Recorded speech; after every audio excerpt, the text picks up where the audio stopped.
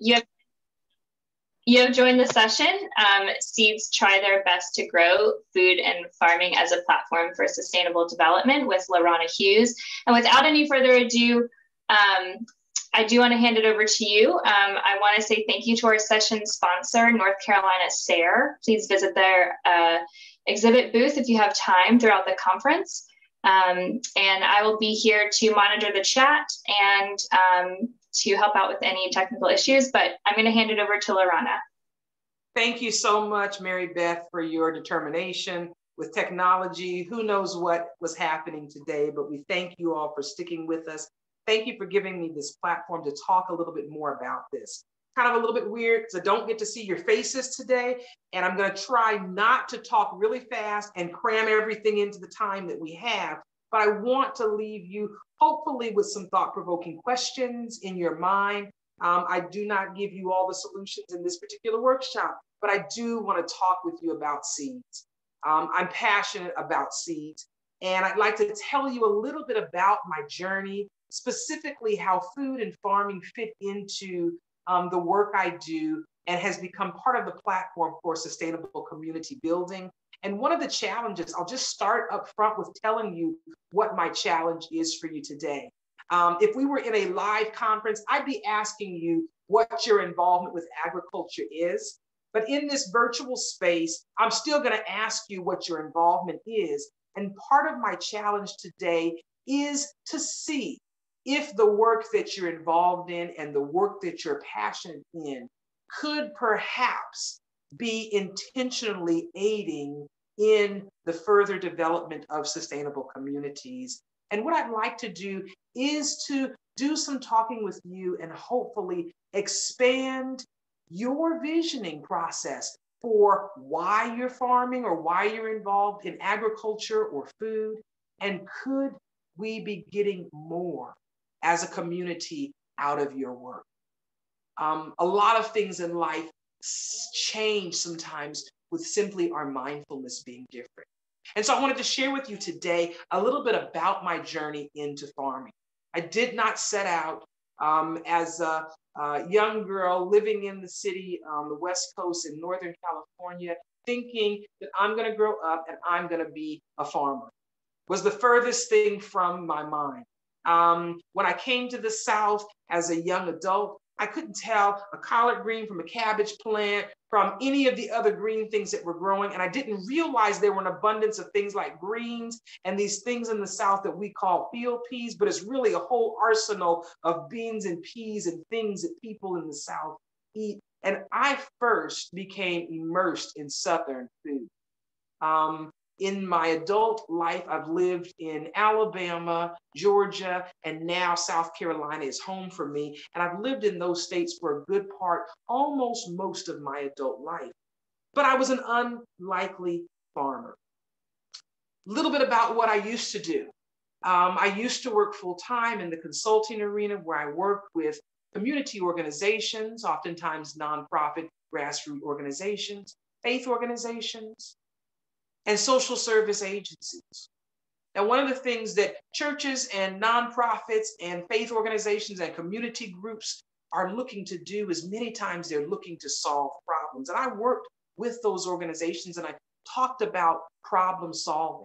And what that looked like back in those days was helping an organization re-solidify their vision, what they're really intending to be and to do, and the change and impact they want to have on their community, their state, their region, or the world. We were fixing one thing at a time. And a little bit as a mental game, because I like playing games with myself, I started thinking about all of these little things that are happening, but like I fix problems. That's what I did for a living. And I started looking at community.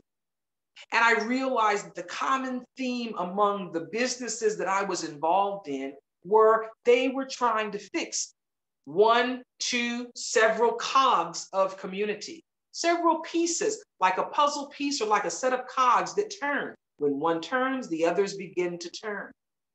And so they were doing things like exposure programs for youth, and they were exposing them to things like the art and entertainment, the ballet, other kinds of things. And they talked about broadening horizons, or we're doing summer camp programs or literacy programs or other kinds of programming in community. But we were fixing oftentimes one thing at a time.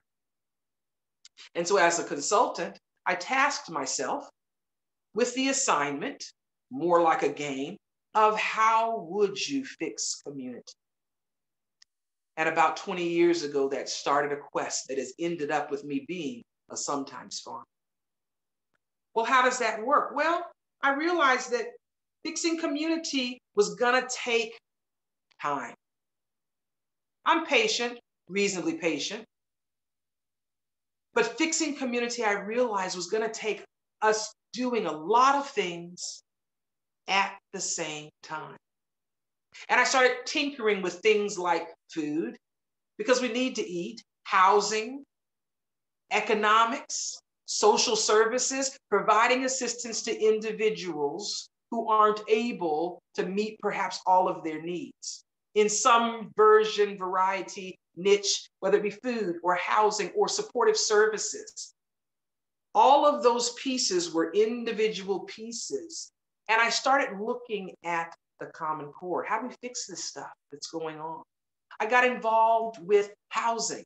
And there's lots of challenges around housing, the economics of housing, and who gets it, who doesn't get it, how much does it cost, all of these pieces. And I started looking at two things in particular. Now, in the course of this journey that I'm taking you on, as it related to food, I started tinkering. I found a group of senior citizens in Macon, Georgia, and they had their hearts set on having this community garden. And now I still was in that mode where I couldn't tell one for the other, but I was eager to go help these two senior citizens who were taking on this task. They let me plant seeds the first year. And I began to put little seeds in little containers on my deck and watered them. And I had a notebook where I put a ledger and I knew which kind they were, what date I had planted them. And those seeds began to grow. It was amazing. It was so amazing that those seniors, even though this has been almost well over 15 years, almost 20 years, have still to this day told me that I can never grow eggplants ever, ever, ever again, that I've grown enough eggplants to last my lifetime. The seeds grew well. I got the bug for food. And as I began to work with them, I started realizing that I began to recognize plants. I began to just know it was kind of like magic. Someone would come to the garden and I'd give them a tour in my novice mind. And I started realizing that I could tell which plants were lettuce versus collards versus cabbage, different types of lettuce. And all of a sudden, I started to gain an intelligence about growing. But something else happened at the same time. I started realizing that all these programs happening, food programs, housing programs, social service programs of all kinds, they weren't independently fixing community. And I started looking at some things on how we fix community. And one of the things that I stumbled upon was this thing about values. This idea that we live our values.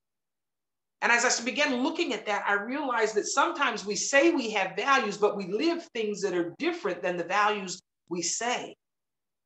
And as I began to work on this puzzle piece of how we fix community, I started realizing that first, the values are important. As I began working in food, especially in areas with people who were suffering food instability, I started looking at the values. There were some people that realized it was their responsibility to feed themselves. And as a community, in my heart, I felt like it's goodwill to help people if they're not able to. But I began to look at values. And I began to look at how values play a part in our actions. And as I was trying to create this formula for fixing community, I had an aha moment. Because I realized there's an adage that people say that says, if you give a man a fish, you'll feed him for a day, but if you teach him how to fish, you'll feed him for a lifetime. And that was one of the things that was kind of running in through my mind, not specifically, but kind of in the fuzzy knowledge base that we have of how things really should work. And I started realizing in the food sector, if I look at values, what does that look like? I started seeing people who had a value for things like local, naturally grown food.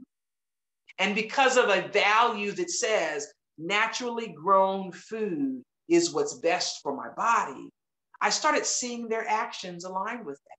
They would go through a whole lot of work of taking a seed, putting it in some soil, watering it, and then waiting. 30 days, 60 days, 90 days, 120 days, till this little seed produced something that I could eat. Well, if I'm hungry and I want to eat, I have to have something that motivates me a little bit more to do all of that work and then the waiting of it. And so I started looking at some of these examples in my community, and I realized it was values. What if we started the fixing process to all of these systems and things that we know have issues? What if we started by looking at the values? If I understand that it's my job to feed myself and that I really am responsible for everything I put in my mouth, if that's my value, then what's left for me to do is choose how to live that value out. For me, I grow some of the food I eat. I choose to buy some of the food I eat from farmers that I know and who live close by. But I'll be honest with you, in today's society, I delegate some of that feeding myself responsibility to the buyers of stores like the Kroger's or the fresh markets. I delegate a responsibility to feed me to others who work in the service in partnership with me. But it's my responsibility what I put in my mouth. And that whole concept is a value base. So I started seeing, wait a minute, if we're going to fix community, and it starts with values, what are my values about food? And what are the values that are expressed in our communities about food? Do we as individuals take full responsibility, understanding that it's our job to feed ourselves? Or do we think that there's magic that happens and some magic person out in the world is supposed to feed me? So as I began looking, I started looking at this idea of values. And as an unlikely farmer, I was an even more unlikely seminarian when I ended up in seminary trying to figure out values. Because I started looking around community and says, who says it's their job to fix values? Who says that's our work? And I started realizing that there were a whole lot of people who said, not my work. Our government says, no, we don't do that. We just legislate. We want you to do certain things and don't want you to do certain things. There's sometimes goodies if you do certain things and penalties if you don't. But what about who helps us with values? And I realized, our faith community does that. But then I go back to my knowledge of seeds and growing and the earth. And I thought, well, things that mimic nature seem to be vibrant, thriving, diverse. Wonder if that's a good example to use. And as I began looking at nature, nature reflects diversity. And I went, that's probably one of those sustainable kinds of values. And so how do we do values in a way that's diverse? What if there's some common core that connects us on a value base? I don't know. I played with that idea. I played with these ideas. I evolved from a community gardener to a small sub-acreage farmer. I then got involved with food hub infrastructure and food education, because I realized we're talking about sustainable agriculture, but if the people in my community don't know that kohlrabi actually grows really good around the next couple of months and knows what to do with kohlrabi, then asking them to support what's local and what's in season becomes even more challenging. And so I got involved in food education and the economic opportunities associated with food. But then as I began to do this work, I realized that if my values didn't guide my farming, that I was simply doing a task. And I was getting some value out of it because, as many of you probably know, if you plant a seed, it will try to grow. But I started realizing that the process of food, the process of planting seeds, was a much richer experience if I learned from nature.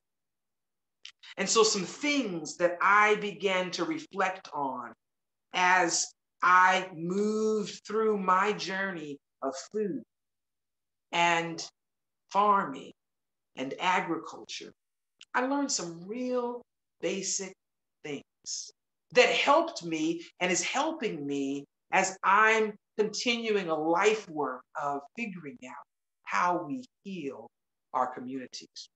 Here's some things I learned about seeds, and some of you probably know.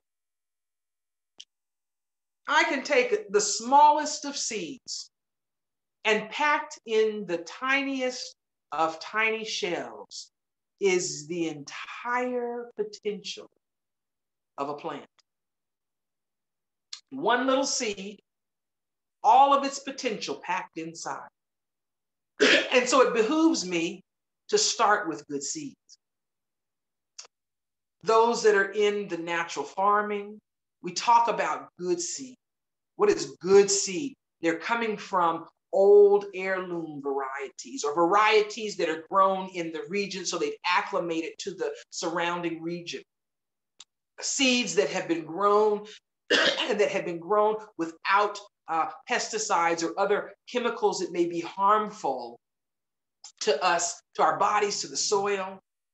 Start with good seeds. And I thought, that's a lesson.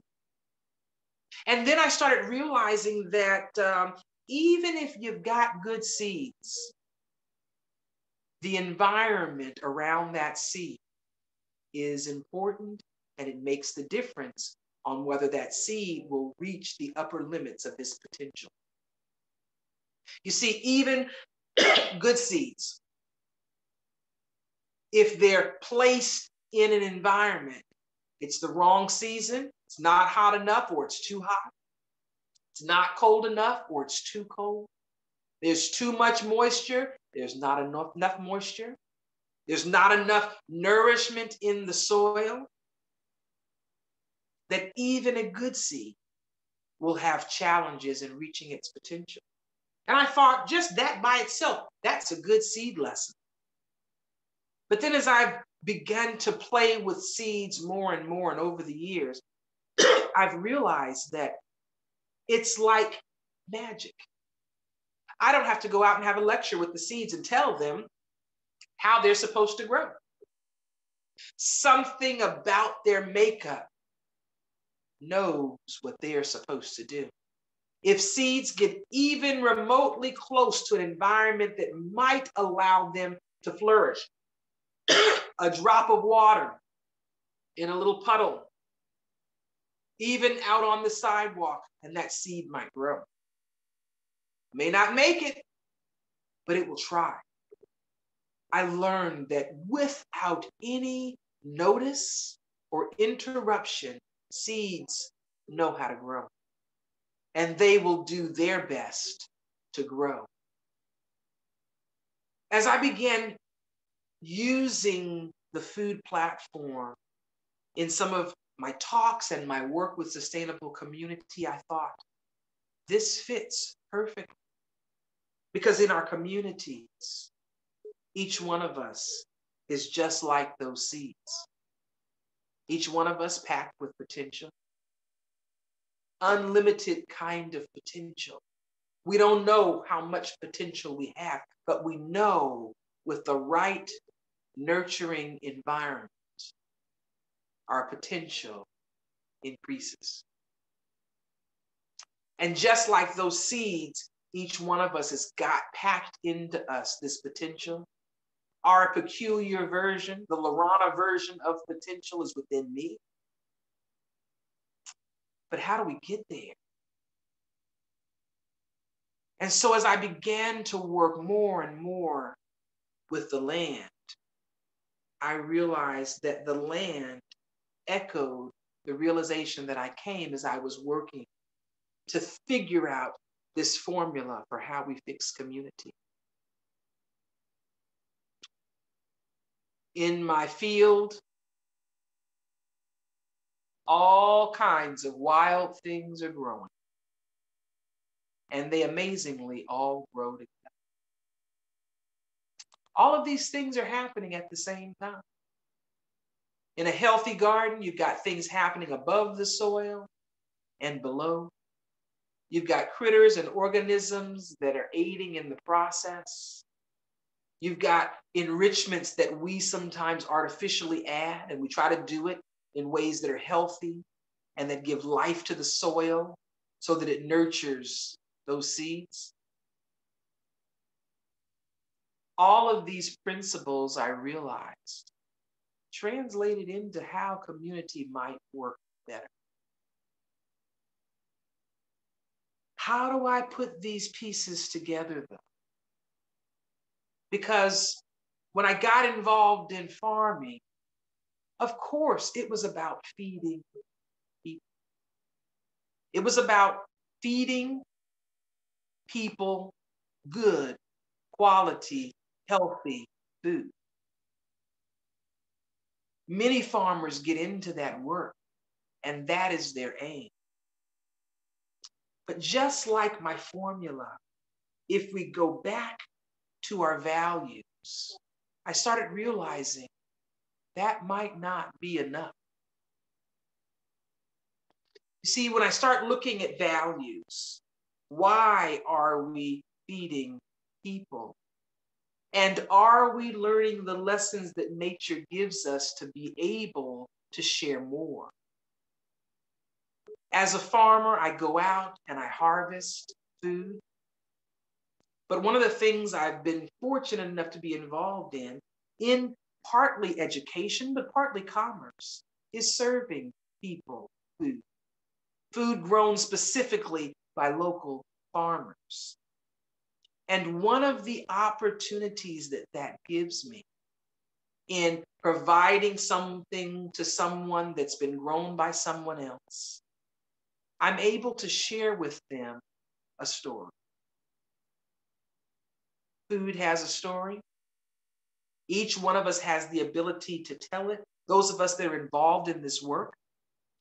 And part of my challenge, part of the reason that I wanted to come and speak here today was about whether or not we see these opportunities in our food work to be able to touch to the core of our values and community. For me, the platform of food and values are a closely woven piece. Food has opportunities for me. I realize that food is like magic. I've been able to take individuals at a place that I call Seeds, that's here in South Carolina. And it's a joy to take local food and the story behind it and have people sit down at a table. And usually, because I like a nice plot twist, we talk about the food. We talk about the food that nourishes us. But as we sit at a table together with good food, there's a magic that happens, and it's things like we relax. When your belly's full of good food, we relax. But because of the nature of food, food is one of those in the faith world, we use this term transcendent. It applies to everyone. Food is a transcendent issue. And no matter what your differences are, if hunger is your problem, food is the answer. Using food as a platform provides an opportunity for us to go beyond just the physical nourishment to our bodies. Sitting people down at a table for me has had a tremendous impact on my life. I realized that sitting people down and preparing food for them is one of those things. It's a blessing. Each of us is individually responsible for feeding ourselves, but if someone entrusts me with that responsibility to feed them, I feel honored. And then once we have had a meal together, there are lessons that we've already learned that with a mindfulness, the food experience for me allows me to expand. And here's some of the lessons that I'm able to share about food, especially when we've sat down at a table and eaten together. Here's some lessons for community that are part of the takeaways that I send people away with. One, oftentimes we're able to sit at a table. Each one of us coming from our own walks of life with our individual preferences. And somehow, it's probably that magic thing again, we're able to each meet our own individual need for feeding our hunger. If you like it spicy and I don't, usually I don't flog you over the table. If you like it salty and I don't, usually we don't get into a major altercation over that. If you don't like eggplant and I do, or you like mushrooms and I don't, usually we're able at a table to allow others to have preferences and it not intimidate or hinder us from meeting our needs and our preferences as well. Most of the time, people don't know this when they're sitting down at the table, that these lessons are going to come out of it. But once they've had the experience, oftentimes I share with them, this is practice for real life. What if we remembered this experience and we went out into real life and acted that way? Other lessons that I've gotten from the table, even if we have nothing in common, if we're hungry, we now have a common denominator for our lives. If we have nothing to talk about except for the meal that we've just had, we're able to connect. And because of the magic of food and what it does sometimes to lowering your defenses, we can sit with a group of people that we don't know and enjoy a meal together. Why is all of this even important? Can't we just raise the food and put it out there for people to get? Yeah, we sure can. And we need more local farmers. We need more individuals who are concerned about the quality of our food to be doing that. But food gives us an opportunity to practice living life in ways that are life embracing. And so some of the reasons that I use food are because I recognize that while farming is a good thing, food is simply one of the tools. When I talk to young farmers, individuals that have been in farming, sometimes food is the end. That's the goal. It's just about food. And that is a wonderful thing. But our ability to live well together is a part of what's going to help us do not only the regenerative work, but the healing work of community. One of the reasons that I choose to be a sometimes farmer is because I, in life, am looking for those transcendent issues, things that impact us all, things that connect us all, things that connect us all and feel good. And food, for me, does this. Farming can provide much more for our communities than my community currently is realizing from the farming experience. Farming is one of the things that I have found in community that affects everyone. Everyone can be at a conversation about food because there's no one that I know that can opt out of that conversation. Other ways that get into the more technical ways of food is an economic vehicle for our communities. Every individual in our community is a potential client for local agriculture.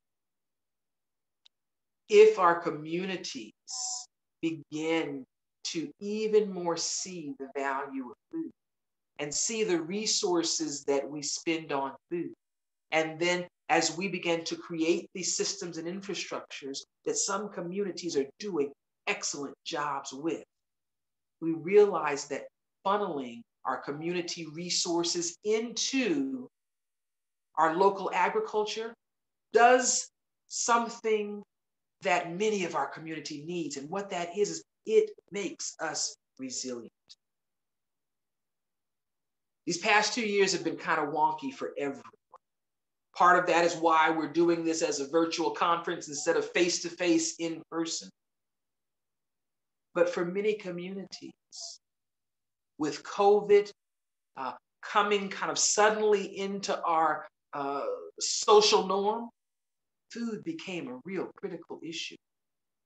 And communities that did not have a strong agricultural presence, both physically and economically, those communities were less resilient.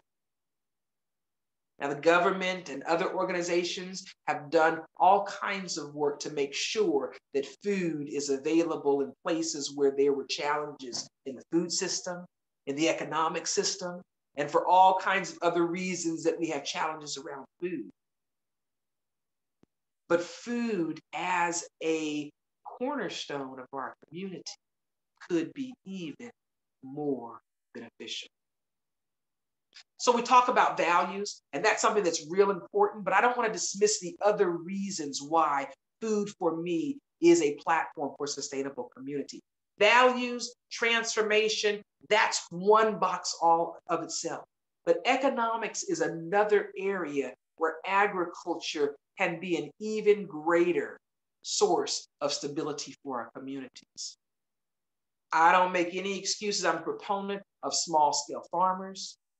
I'm a supporter of small agricultural systems that are locally based. Some of the things that I've learned in my journey, being a caterer and a restaurateur, I was gung-ho about the slow food movement and a 100-mile radius and eat food from within that until I worked to source a restaurant and a catering company with that local food.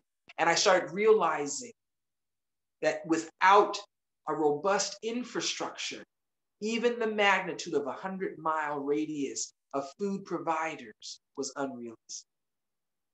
And it has begun to shape my thoughts and ideas about community food systems. And yes, we must eat, but part of that tool of food is about building a resiliency into our community. And then I realized the really cool thing from the business standpoint, everybody is involved in food. Either you buy food for yourself or food is purchased on your behalf, but we eat. In our country, we have resources that are even safety nets for individuals who may not economically be able to afford food. And during COVID in my community, our food bank has worked tirelessly to make sure there has been an abundance of food resources for individuals, especially those on the lower economic end of the scale in our community. Food has an increasing economic force when our communities harness it and use it to be able to garner the economic foundation. So we've got values, we've got economics. What's in the middle? And what's in the middle for me is transformation. Part of the shift even to local food has been about a value shift.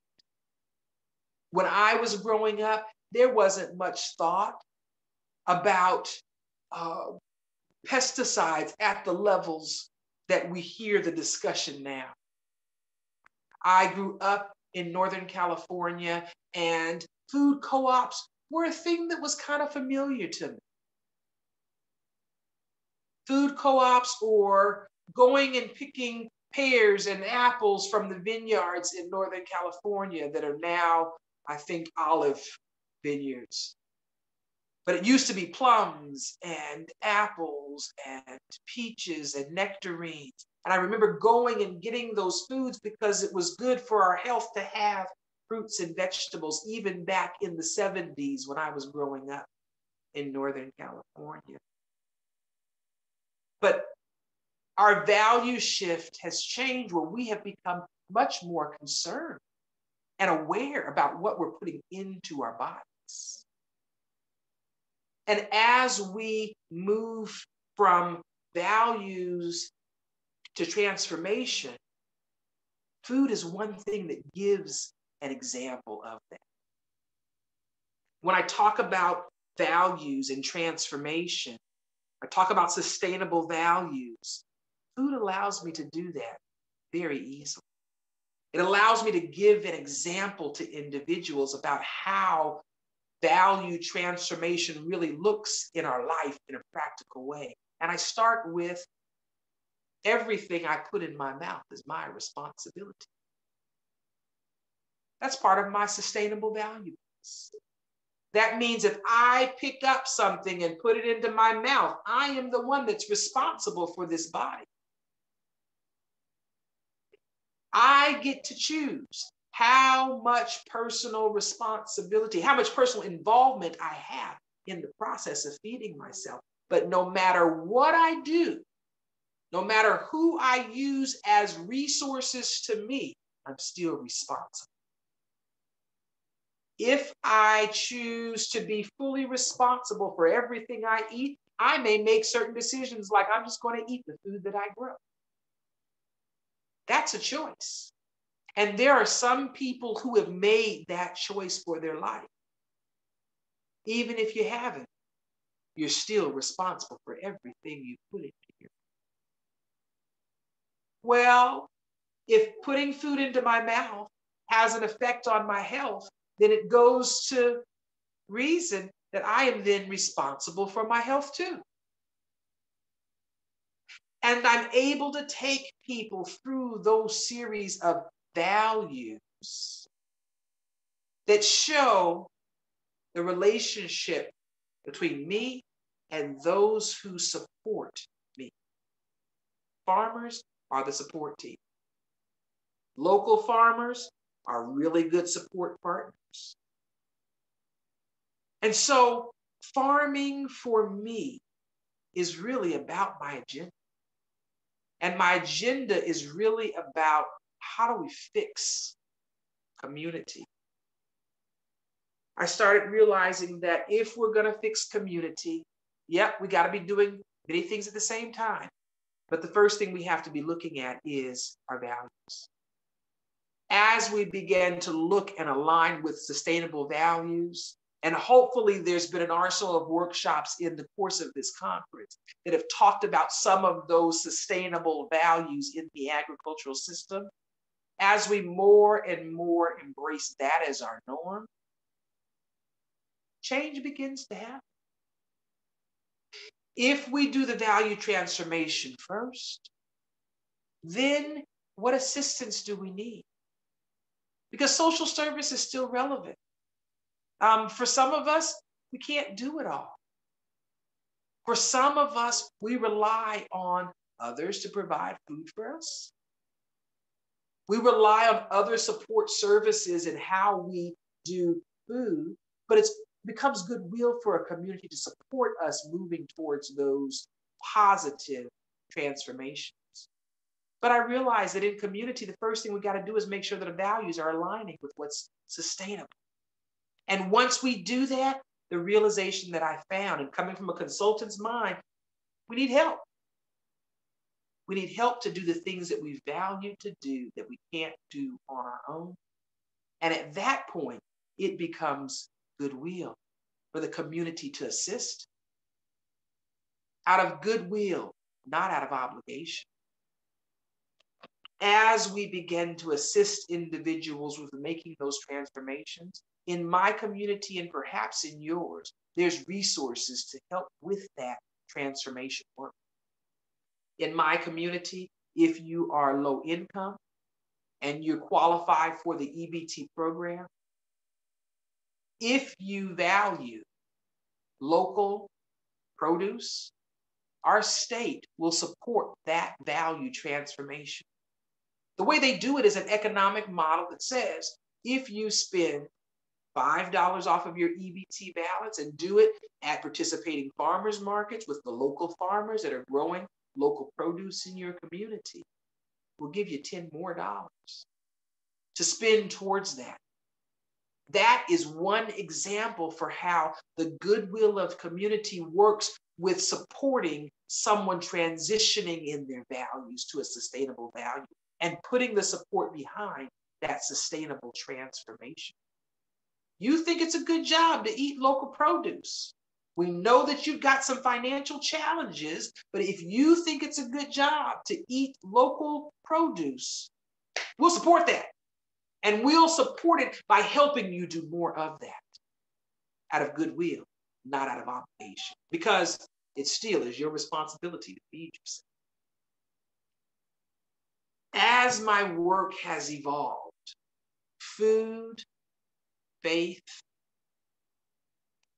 and housing have become some of the transcendent issues that I address.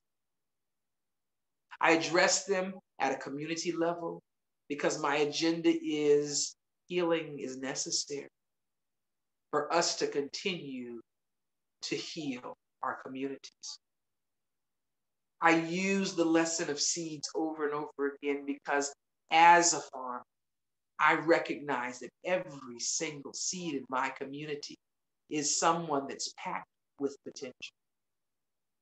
And I realize, because I've learned this from my seed planting experience, that good seeds try their best to grow. But the environment that they are growing in makes the difference. My farming work has opened the door for me to have these conversations.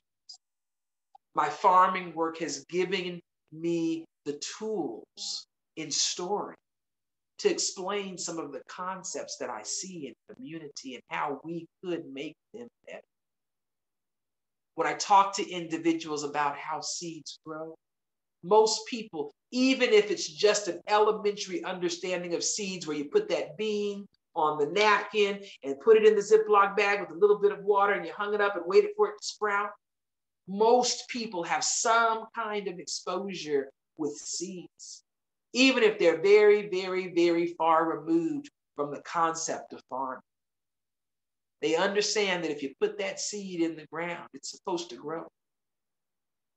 And as I continue my work in community, I take these principles of farming because most people understand food. They understand what it means to have it. They understand what it does for us when we have good food. The reason that I came to you today is to have a conversation.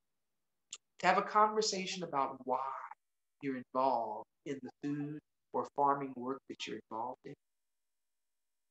The question is, are you learning some of these lessons as you go along?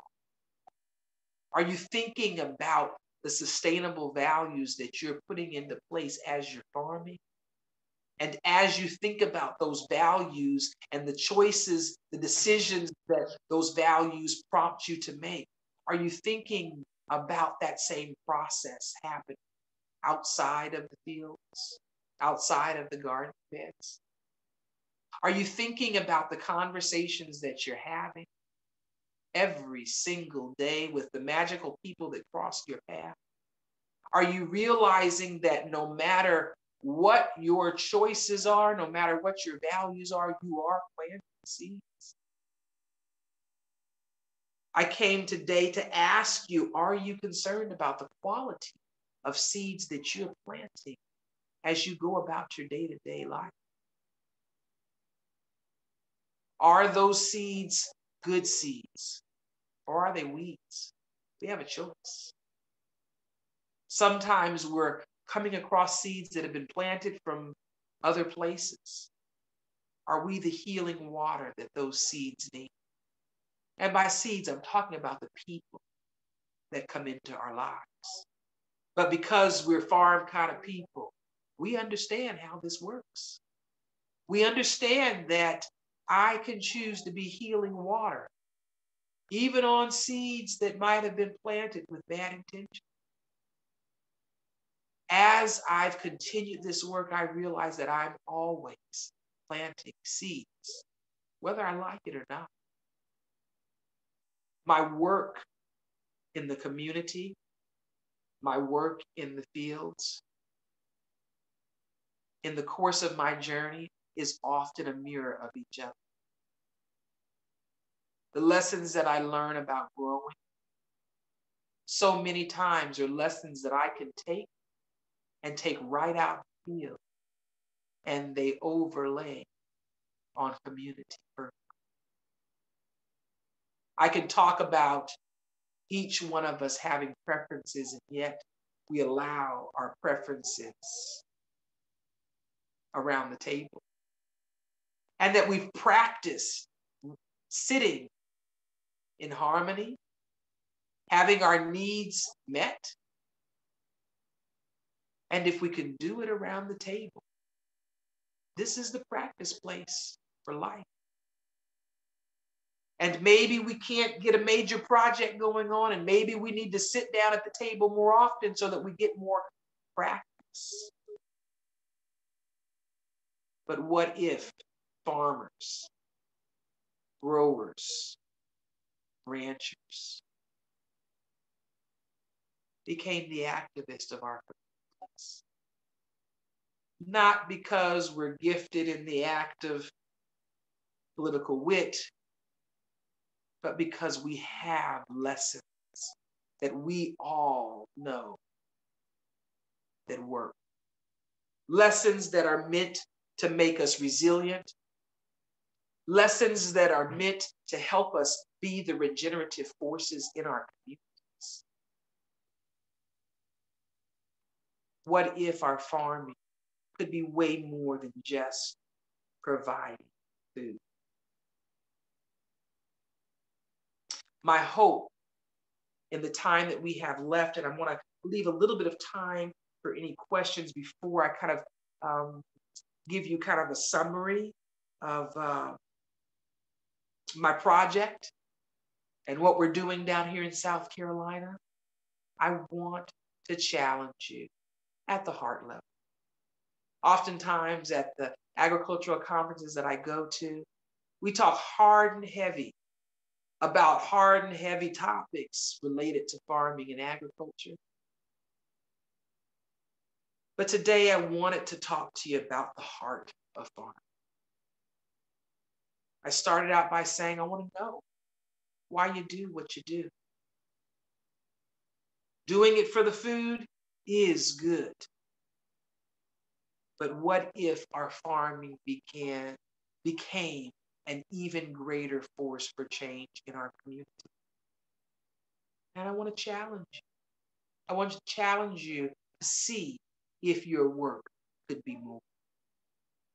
I'll stop for a moment because I can't quite tell if there's questions or specifics that individuals may want to hear about. In the last few minutes that we have together, I'll tell you a little bit about how some of the project work is happening in South Carolina.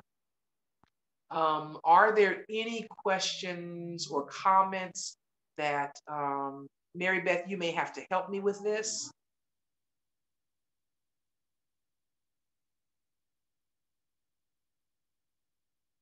If I don't see any, Mary Beth,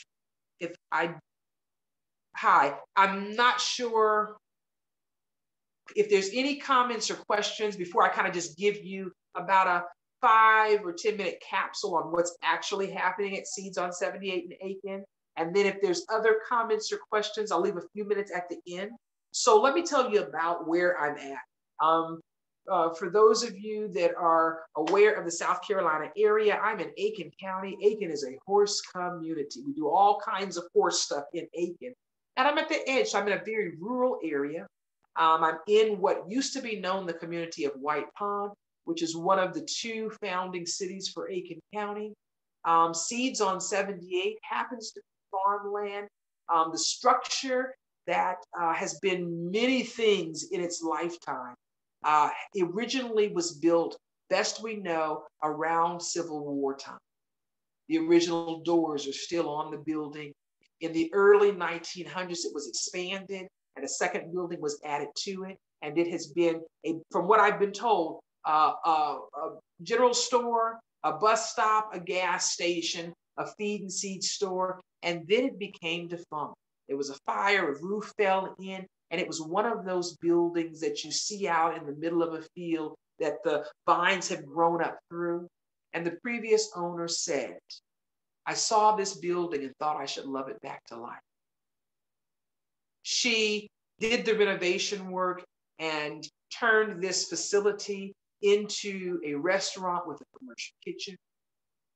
Right now, the property is about 4¼ acres, and it is really the hub for the sustainable community work I do. The faith piece of what we do is called Repioneering Church. It really is a play on work. We're a covenanted congregation under the Unitarian Universalist organization. And part of that is intentional because if we're going to do values in our community, and if the faith community is part of who does values, then it must reflect nature. And so it's an intentionally interfaith container for doing spiritual community. And so part of the programming that we do with that organization are housed there.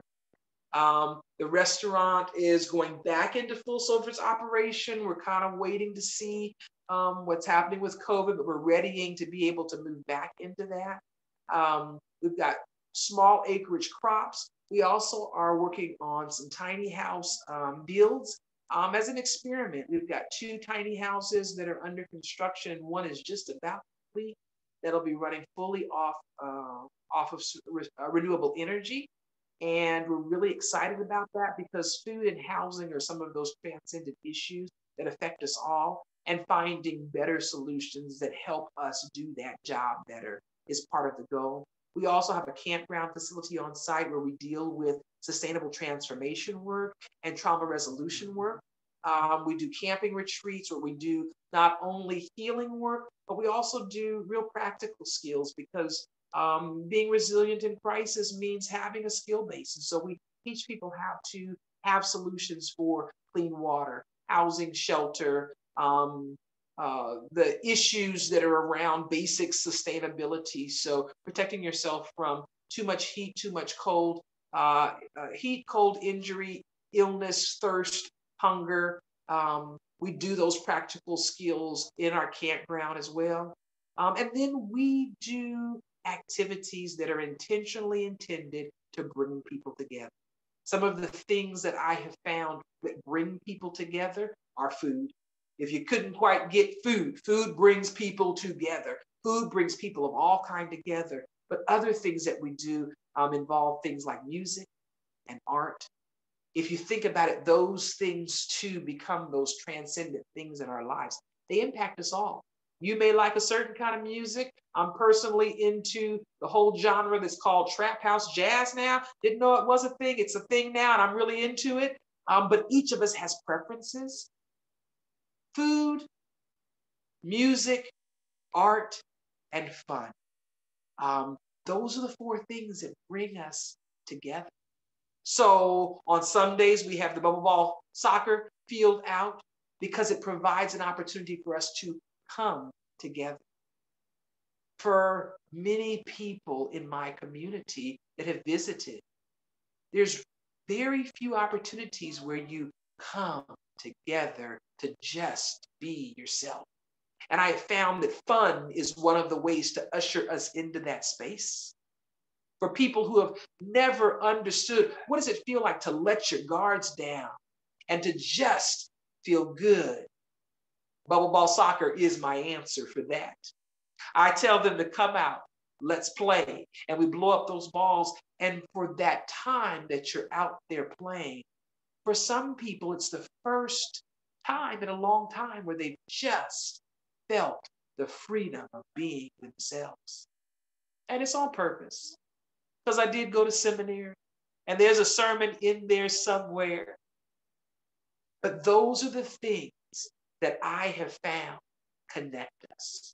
Regardless of your political affiliation, your ethnic background, your economic status, and all the other things that we use to make ourselves different. Food, fun, music, and the art are the things that oftentimes we can rally around. We can respect preferences of each other.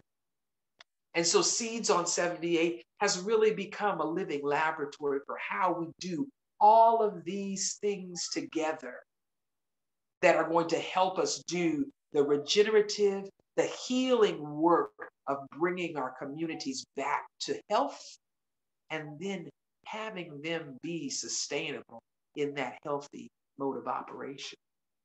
And so Seeds on 78 has become that playground for me. Never in my wildest imagination could I have imagined myself being a farmer. But because of my work, because of the lessons that I've learned about seeds, about growing, about the land, about seasons, about the time for growing and the time for resting and the time for harvesting and the time for plowing. Because I've learned things like patience. I've learned about delayed gratification. That's that thing that happens when you put a seed in the ground now and you wait for it to give you something 2 or 3 months from now. Farming has changed my life. Farming has become part of the platform that I use because of the lessons that it gives me. I've learned that in life, sometimes this complexity of change can be boiled down simply to the lesson of seeds. Plant good seeds. If given the opportunity, water with healing water. And it's the reminder of hope that good seeds try their best to grow, always true to their purpose, packed with potential. Seeds have given me the lessons that I use in my daily life, but they've also given me a way for living. I am the seed. I'm a good seed. My environment makes a difference. Healing water is what I need to thrive. And this potential is here, waiting for me to tap into it because seeds do their best to grow. And so as you continue in your work, I hope that you will remember the lessons that farming and growing and your involvement with seeds and things has given to you. Because I'm sure these aren't just lessons for me. I'm sure many of you have learned some of these very same lessons. My hope is that farming can continue to provide so much more than just food for our communities. My hope is that you will see how farming can be an important part of how we heal our. Thank you for letting me share today.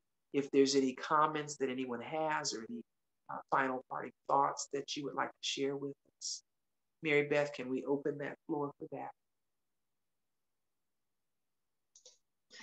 Absolutely. If there is, I don't know if you can see the comment section, but if there's any questions that you have for LaRahna, please put them in the chat. LaRahna, are you able to see? Someone says, please write the book. I'm kind of scared to touch anything with all the technical issues. I'm always scared that if I go to chat, will my video go away? I'm going to try to do it those. Good. Love the notes on seeds. Seeds give me hope. Write a book. Thank you for all of those comments. Angie, G, Lisa, Center for Rural Affairs is here. Danielle, I am seeing those. No questions. I want to challenge you guys. I want to challenge you to think about the sustainable values that are a part of your work and think about how those have relevance in your life. I want to challenge us to do more. There's a world that needs us. And I think as farmers, we have such a wonderful, sustainable value foundation just built into the work that we already do. Are we using those lessons as we go? If individuals would like to reach me, and I see the message, Seeds on 78, SEEDSON78 @gmail.com. And you can find us on Facebook. I'm a Facebook person, so Repioneering Church or Seeds on 78, Seeds Cafe Farm and Market. If you find LaRahna, there's not many LaRahnas in the world, so chances are you're going to find me. Easy to reach on Facebook. If you try to reach me on the other platforms, I may not know how to get to the messages, so email or Facebook is wonderful. If you're interested in how your work can be more, if you're interested in looking at the sustainable values of the farm programming that you have, I'd love to have a chat with you. We do lots of things on the porch. Sit in a spell is one of them. I learned how to do that when I came south. I like to sit a spell and have talks with people and really talk about what's important in our lives. So if this resonates with any of you and you'd like to sit a spell with me, even virtually, feel free to reach out.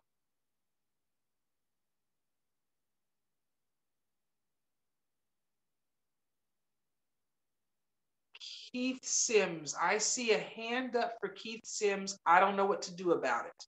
So Mary Beth, can you tell me what to do? Keith, I see the hand up. I don't know if that's a question. So if it's a question, I don't know if your audio comes on or if it has to be in the chat box. Mary Beth, can you help with that? He should be good to go. Keith? Yes, it's Keith over here, and I was just starting to write a chat, but I'm more than happy to talk if you can hear me. I can hear you. Okay. Look forward to coming to Aiken. We're here in Newberry County, Columbia, South Carolina, and to have that chat about how we can expand our scope of practice here with our 15 acres. Thank you so much. Thank you so much, Keith. I know exactly where Newberry is. I am one of my part-time jobs. I'm the interim pastor for the Clayton Memorial Unitarian Universalist Church there in Newberry. So I am sometimes in Newberry. And so definitely reach out because there's probably an opportunity for us to connect either when you're down my way or when I'm up that way. Okay, I'll be more for sure to do that. And I kind of had an idea from how your presentation was that you might be a pastor. You did great. You did great. Thank you so much. Thank you. Thank you for joining us. Mary Beth, thank you for your assistance. Are there any other questions or comments that we can address in the next just 2 or 3 minutes as we close out this session time? Thank each one of you for giving me the opportunity to share with you this afternoon. Thank you, Mary Beth, and the organization for allowing the deviation from strictly farming to really allow me to share about how farming has become part of my platform for community change. Thank you to the organization for making space for this conversation. Thank you so much, LaRahna, and we look forward to more of this and to working with you more. So I really appreciate you sticking with us and getting the, I know you had some internet issues and it's always, so thank you so much. Thank you all. I wish you well. Enjoy the remainder of your day.